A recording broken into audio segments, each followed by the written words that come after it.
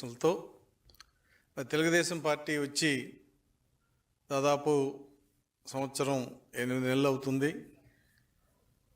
7 నెలలు పూర్తిగా మనం పూర్తి చేసుకుంటున్నాం. ఈ కాలంలో అంటే 1 నెల క్యాబినెట్ ఇదంతా పోయినా కూడా 18 నెలల కాలంలో సాధించిన పురోగతి, ఏ సంక్షేమ పథకాలు అమలు చేసాం, రాష్ట్రం అభివృద్ధి వైపు ఎంత దూరం వెళ్ళాము, ఇదంతా కూడా ప్రజలకు వివరించాల్సిన అవసరం ఉంది. మరి మనకి ఎన్నికలు జరిగినప్పుడు ఈ రాష్ట్రం యొక్క ఆర్థిక పరిస్థితి కానీ, లా అండ్ ఆర్డర్ కానీ, ఇంకోటి కానీ చాలా ఇబ్బందికైన పరిస్థితుల్లో, అంటే మనకి నదుల ఒడ్డు దిబ్బలు ఉంటాయి, పొలాలు ఉంటాయి. వరద వచ్చినప్పుడు ఇసుక మేట వేసుకుపోతుంది. ఆ రైతు మళ్ళీ పండించాలంటే ఇసుక మేట తీయాలి.